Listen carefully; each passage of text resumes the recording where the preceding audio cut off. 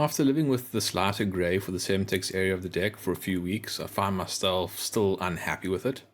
So I decided to go on a search to find a better replacement colour, something that is a bit darker, because I do think that this light grey is too light and it does need to be something closer to the colour of the hull.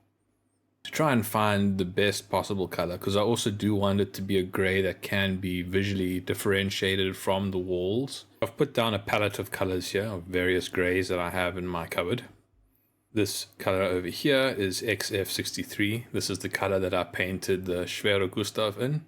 This is far too dark. This is XF24, the colour of the lower hull, the anti-fouling on the ship. This is XF75, IJN Kerr Arsenal. This is the colour that I've painted Yamato and Nagato. I'm quite happy with this shade in general, but I think there's just a bit too much brown in this grey. This is XF54. This is the colour that I initially painted the Semtex area of this deck in. This colour I think is too close to XF53, the colour of the superstructure. This is XF82, Ocean Grey 2. I quite like this grey. It's not too dark, it's not too light, and you can tell the difference between it and XF53. Just to illustrate how different this colour is from XF53 and XF54, and also to show you just how close in colour XF53 and XF54 are, over here I've put down a patch of XF54, and over here is a patch of XF53. And with these three colours in a close cluster like this, you can see that XF53 and XF54 are basically indistinguishable from each other, and that there is quite a clear difference in color between XF82 and XF53. So I'll once again paint the Semtex area of the ship.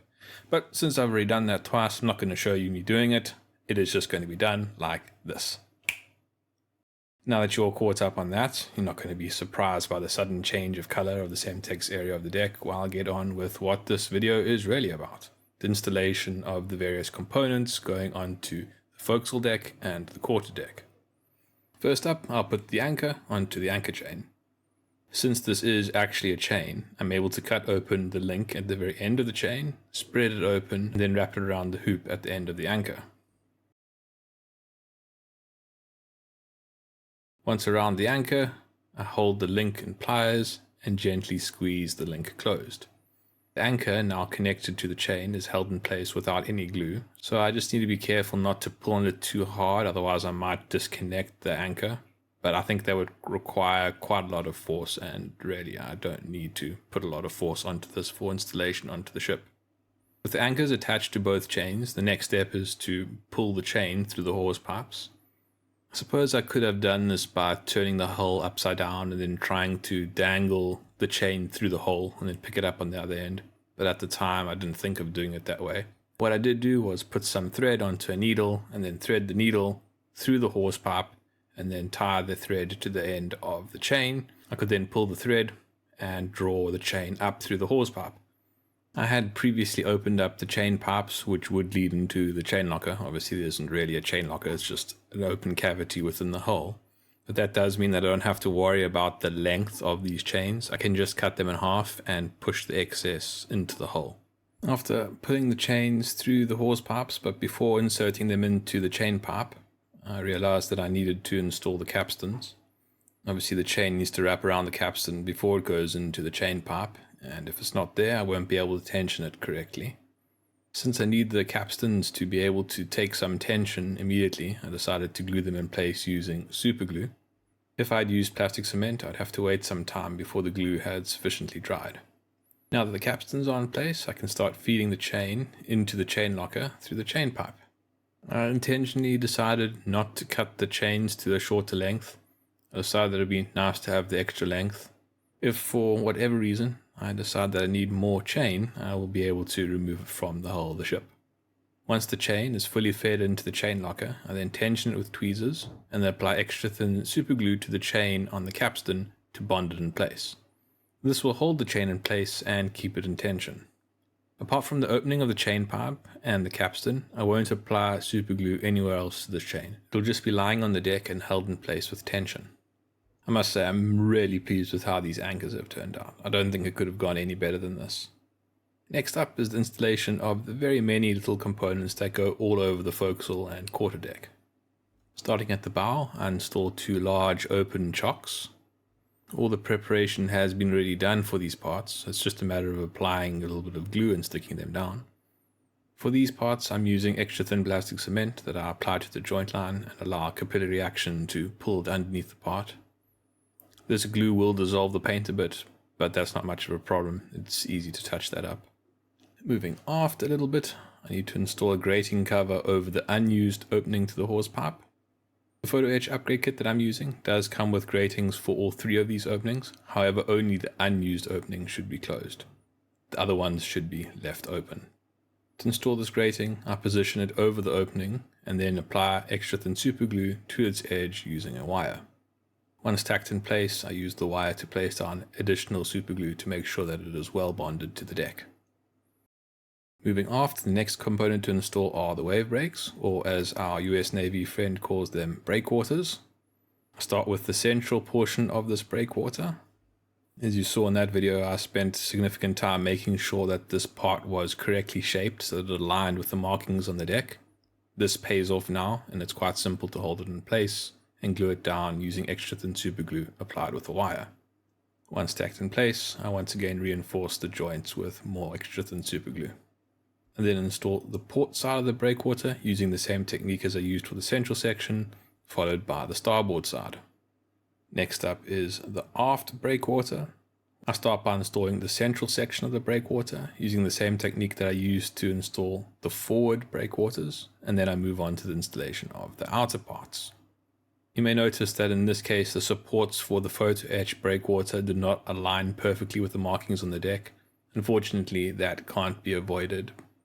I think once everything is installed in the ship, for somebody to notice that will require quite an observant person. You have to remember that if you're watching this video in 4K on a large monitor, the level of detail that you can see is far greater than what you can actually see on the ship with your eye. Something that I had forgotten that I suppose I should have installed before I installed the wave brakes are the photo etch tops for these various hatches. These photo etch details come from the Pontos kit. That's the kit that supplied the wooden deck. They were not included in the FlyHawk detail upgrade kit, which is where most of the photo etch upgrades for this kit come from. To install these photo etch parts, I apply a small drop of extra thick super glue where the photo etch hatch needs to be installed, and then I place the photo etch hatch on top of that glue. It's important not to put down too much glue, otherwise it'll squeeze out of the sides. I'm just going to do all of the hatches throughout the ship because they're all flat. They're going to be out of the way, so there's no real need for me to worry about bumping them off at a later point.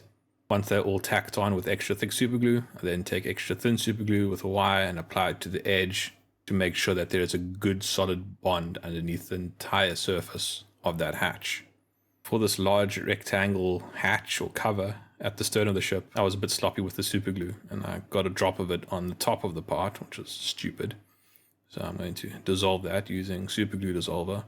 This will also strip off the paint, so after I've removed the glue and the paint, I'm going to have to repaint it. Fortunately, this is a simple rectangle, so it's not difficult to mask off and then airbrush. Moving forward again, I'm going to continue with the installation of these circular vents. The fit is quite tight, so it does require a bit of opening up the hole. So in some cases I used a knife to open up the hole a bit so that they could get in a little bit easier, but in general they fit well. In this area of the forecastle deck there also are a set of 4 smaller open chocks, so those will also be installed. To install these I apply extra thick super glue to the gap between the holes that the chock will slot into, and then I apply the chock to the ship. After the chocks there are yet more circular vents. The circular vents I glue down using Revell Contactor Professional, which I apply to the base of the vent before I insert it into its hole. Behind the forward breakwater there are 2 holes which were for the installation of plastic cable spools. I will be installing photo etch cable spools, which have a frame which allows you to see underneath the spool. So obviously having a gaping hole in the deck underneath the cable spool is undesirable. So I'll plug those holes using small circles cut from the wooden deck veneer. This won't perfectly blend in with the rest of the deck, but it's still a lot better than having a hole. I then install the cable spool on top of the hole to at least partially obscure it. the cable spools are stuck down with extra thick super glue. Moving aft again, I install the last of the very few components that get stuck to the side of the hull. The fit of these parts is quite bad, and they require quite a lot of sanding at the base to get them to sit flush, and also the holes in the hull need to be opened up so that they can fit in properly. Once prepared, they do fit in place reasonably well, and I glue them down using Revell Contactor Professional. Now working from the stern and going forward, there are a number of circular vents that need to be installed on the quarterdeck. These are installed using the same technique as I used to install the circular vents on the forecastle deck. Now for the last round of components that need to be installed, and possibly the most tricky round, and that would be these pipes and vent structures and box structures that go on the sides of the barbettes. What makes them difficult is you have to get them to stand up straight, and they're long and thin with not a very large base, so that does make it a little bit challenging. This did require a bit of trial and error. Initially, I tried gluing them down using plastic cement, but it didn't hold the components in place firmly enough, and they would just move out of position. So in the end, I had to reinforce that bond using extra thin super glue. But it did take a bit of trial and error, and eventually I got them into a position that I was happy with, and I was able to lock it down with more extra thin super glue. Due to the trial and error, I did in some cases get some glue on the side of the barbette that shouldn't be there, so I just need to sand that off and then touch it up. While doing touch-ups, I also need to touch up a number of the circular vents. As I said, the fit was quite tight, so in some cases I had to be fairly violent with them, and that damaged the paint a little bit, so they need a little bit of a touch-up to remove those scratches.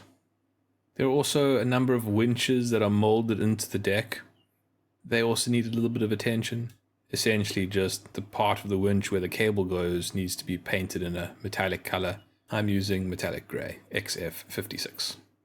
The last thing to do is to repaint the area of the barbettes that I had to sand down to remove the excess glue. In this case, I do feel the need to airbrush the area, so I have to mask off the area of the ship to ensure that any overspray doesn't get onto the wooden deck or components that I don't want painted in XF53. After masking off the area, I then proceed to respray the area in XF53.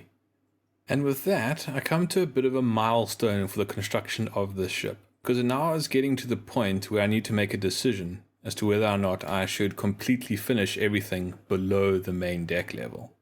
And this is important because once I lock in everything below the main deck, that's the point at which I can stop turning over the ship and then start focusing on the more detailed and delicate elements that go on the superstructure that sit above the deck. After looking at the manual and seeing how little there is left to do below the level of the deck, I've decided that it would be a good time to lock that in. So in the next video, I'm going to start making steps towards locking in everything below the main deck. In the next video, I will start that journey by applying the decals for the load line. If you would like to support this channel or see how this ship looks when it is completed, then please subscribe. Thanks for watching. Cheers.